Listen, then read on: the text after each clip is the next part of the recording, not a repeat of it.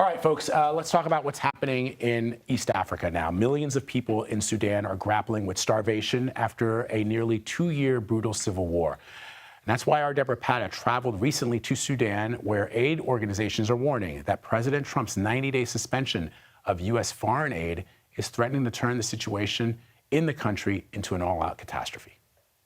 The time to roll back funding is not now. It's the time to step up funding. You don't have 90 days. And every single delay means lives are lost. We are extremely worried it's going to be too late, and we're going to be digging up bodies instead of feeding them. Debora Patta joins us now from Johannesburg for more on her time in Sudan. Debora, I'm sorry we didn't actually play your package, which was so illuminating about what is happening in Sudan. But just tell us what you discovered when you and your crew traveled some 14 hours and more into the heart of the country to report on what you were seeing. Yeah, it was a long journey, Vlad, 2 years nearly to get in. Once inside, we were still drowning in paperwork. As you said, sometimes driving 12 to 14 hours a day because we had to go through dozens and dozens of checkpoints. We printed over 100 copies of our visas and permits and passports, which you hand out each time, and that still wasn't enough. It's an idea of the kind of tiresome bureaucracy that aid organizations also have to go through. And what we saw when we got there, when we got to areas near the front line, was nothing short of devastating. Half the population, that's around 25 million people, are starving, 3.2 million children.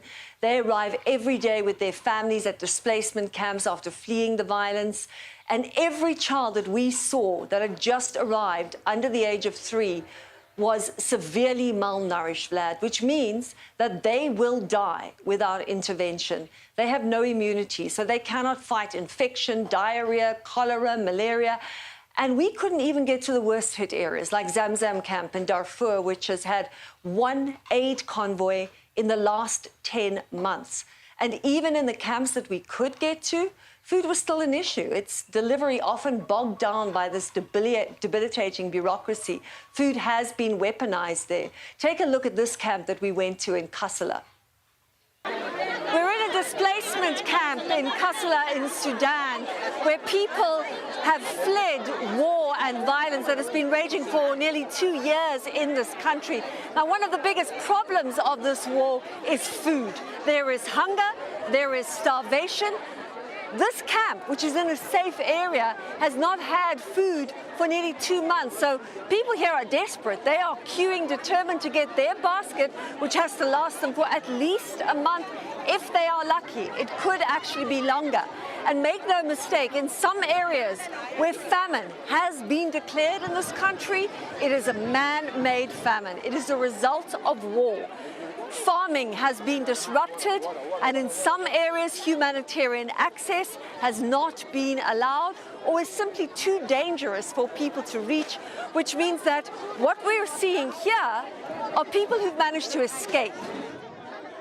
Debora, I love highlighting your reporting, and every opportunity that I get to do that, I support it because it's so important for Americans to understand what is happening in parts of the world that they're not that familiar with. But for just a moment, let me play devil's advocate and say what sometimes people will say to me in messages after they see a report from you in Africa about a situation like this, which is you reference the fighting, you reference the warlords, you reference the brutal civil war that has been taking place there for over 2 years. And people will say, look, we want to help, but what are the leaders of these countries, specifically now in Sudan, doing to alleviate the suffering of their people other than fighting over territory?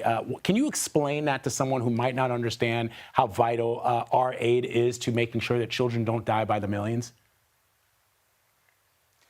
Well, there is no elected leader in Sudan. They have been at war for nearly 2 years because rival warlords are fighting for power. Now, cast your mind back to 2019 when there was a people's revolution that overthrew the former Sudanese dictator, Omar al-Bashir.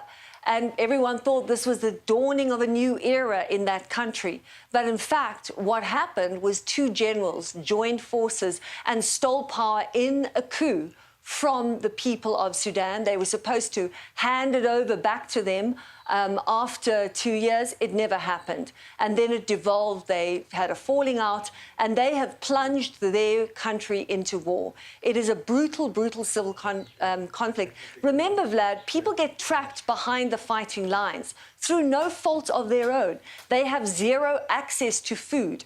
So for them to get food, they first have to flee the violence and then get the food that is provided often by America, who is the biggest donor in that region. And now with the shutting down of aid, it could be catastrophic. The US provided $2.3 billion in aid to Sudan last year. And that looks like it's going to be completely taken away, because it's not just aid. It's food that gets loaded onto a truck. It's the truck drivers. It's the people who pay the truck drivers. People have been locked out of their phones, their computers. They have no access to them, so they can't pay them anymore. So this entire system is now unraveling, and the people of Sudan are being sacrificed. 25 million people are starving. Such important context, Debora. Specifically, as you say, these are people that are trapped with forces beyond their control. They have nothing, and now have even less, given the policies that are about to be implemented here in the United States. So Debora Patta for us, reporting from the continent of Africa, as always, illuminating and important reporting. Debora, we appreciate it.